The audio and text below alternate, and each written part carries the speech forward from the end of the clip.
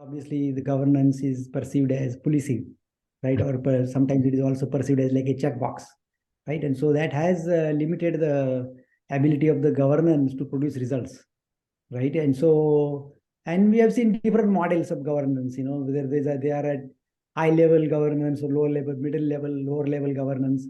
So my experience has been it is mixed. Not every governance model has produced results. And sometimes even lack of governance has produced results. So, it is kind of ambiguous to see how effective the corporate governance is in many cases. So, I mean, if you're asking me how successful the current corporate governance model is, I will say it is mixed. Okay. Most of the companies that I worked with, they had mixed success with governance. I think for good governance, the kind of, employee or the stakeholder engagement is probably the most important factor, I'll say. If the stakeholder cannot connect to the governance model or understand why the governance is required, then people will do checkbox, right? They will just check mark. They will satisfy the governance requirement, but that wouldn't necessarily produce a result. So I think I've seen good companies take all the time to explain why. When you see Satya Nadella, how he has done some of those things, right? He has really taken the time to explain people. I mean, they have talked about this growth mindset, right? They really explain psychologically and otherwise to people as to say why those things are important, which is much better than the governance itself. Because oftentimes the governance is just like a matrix that you comply with, and then everybody is left to their own devices on how to comply with it. Right. But they really haven't been brought into that. And so this model of improving the engagement by explaining them why the governance is necessary or how the governance helps. And it also needs to be, the governance cannot be one-sided. The governance cannot be that it benefits the company. The governance also has to be, it benefits the employee also, or benefits the other stakeholders too, so that, people understand that. So taking the time to get their buy-in, explaining them why we are doing this is, I will say, probably the most important factor that I have seen of effective governance. And, and this can come through variety of means. It could come through some sort of coaching or some kind of a management coaching or employee coaching or others to get that buy-in into it. That is definitely important. And second thing is that it cannot be too concrete and it cannot be too abstract. It has to have the right elements there. So the abstractness gives employees a flexibility to meet the governance without compromising how they do it or what they do it. Because if it is too prescriptive and too specific, then the employees lose interest, because then they say, okay, it doesn't help me. Yeah. And so it needs to be abstract enough that the employee has flexibility, and it needs to be specific enough that the employee is not completely lost. Because it is possible that it is so abstract that the employee to say, okay, I don't know what it means, and how do I comply with that? So that's like the second dimension, I think, for good governance. And the third governance is that, third aspect is that oftentimes there are penalties associated with non-compliance or non-governance. Yeah.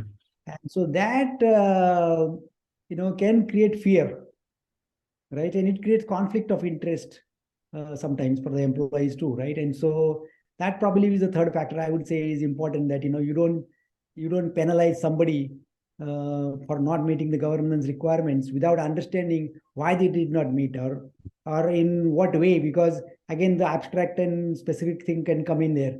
If you are too specific, then you miss by 1 point or whatever, and but the larger goal is reached, then it doesn't matter that how the 1 point you missed. So that's probably the third factor I'll say is key elements of a good governance model. I mean, the failure can be kind of three different ways, right? One is lack of governance. There's no governance, and that could lead to failure. It doesn't always lead to failure, but it can lead to failure. Yes. The second one is ineffective governance. But basically, it means that the governance is there and it works, I mean, works meaning that it meets the specifications for whatever you started out with, but it doesn't produce results. Okay. Right. So that it could be the second aspects of the failure, I guess. And third one is that maybe it was something impossible to kind of do both, because oftentimes the governance has to be aligned with whatever the business or other interests that the company has. If there is misalignment there, then you may not get the results, and it could produce poor results. So again, the definition of failure of governance is sort of complicated. Yeah. It could be that I complied with the governance, but it didn't produce business results. Yeah. So Yeah. that's not a failure of the governance. It's a failure of what you decided to govern. Governance didn't work, or people didn't comply, right? So that's a different kind of story.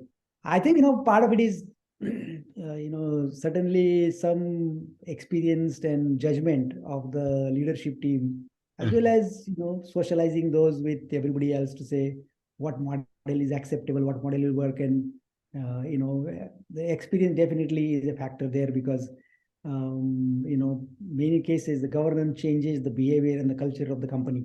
And so you have to kind of find the right balance between what do you want to govern and what side effects can it produce. Yeah. And so those are the reasons why it can, and misalignment with what the company wants to do and what the employee wants to do. If there is no win-win for everybody, then it can fail. Inherently, a lot of governance failures are because of some personal misjudgment or misbehavior from somebody. Yeah. Right now, that person could be of high influence and he can shape the whole company, or the person could be low influence and he could be just doing things in his corner. But that is the fundamental part of the failure in governance, right? That somebody somewhere has misbehaved, or they haven't followed the values of the system or whatever. Yeah. And then the second reason could be that the governance system that you put in place, either it was not the right thing, or somehow the implementation, the execution, and enforcement of that didn't happen the way it could happen. So that could be another factor to improve. Yeah, unfortunately, ethics is something that is, difficult to teach. Yes. Because a lot of times, it is part of our upbringing, or is part of the environment in which you grow up. And some of it is, I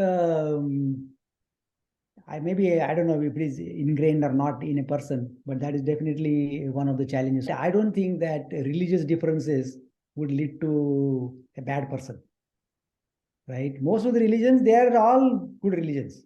Yeah. Right? And they generally practice good things, and I don't think there is a vast difference between what they preach and between one religion to another that could shape because that's why we have people from every religion who has created fraud. Right? It's not that one religion has created more fraud than other. I think that cultural differences also, some of these things are superficial. The cultural and religious differences, they're superficial. They really, mostly they're talking about either some very superficial process or superficial way they worship, or the way they do certain things, or the way they do some actions, but it doesn't change the inherent value system in a person. Yeah. Right? The value systems in a person, I think, has a lot of complicated factors, and I don't know, I'm not expert in that to say how the upbringing or different elements contribute to that. But I don't know if it is the place for the companies to kind of influence that.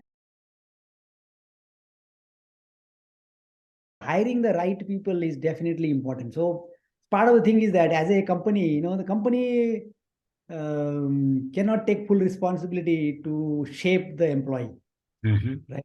To be a good employee, ethical employee, or whatever, right? So most of the time, the company is hiring somebody ready-made off the shelf. Right. To do that, they really need to have a good criteria and good evaluation system, so that you don't hire the wrong people. Okay. It is much easier to hire ethical and good leaders and good people with good values than to shape their values after, because that is people don't change, right? Whatever they say, they don't change, right? And so it is difficult to make people change. And second thing is that it could take a lot of time for the company, and it may not meet their business objective. I mean, if somebody like, let's say uh, TCS or one of these companies, they hire people in hundreds of thousands. Maybe Yeah. they have an opportunity to shape some of the value system or the ethics, but most of the companies don't. And so in which case your recruitment and your criteria for hiring the right talent has to be there. And it doesn't have to be only at the management level, at every level. I think that it will happen automatically as our filtering system improves. So if you go through the interview process for some of these big companies like, Facebook, Amazon, Google, all these companies, right? It is very complicated, this interview process. And they have figured out something out, that they have figured out that through that, if you go through that system, you will get somebody with good values and, good kind of, as a good person. And that is half the battle, I think.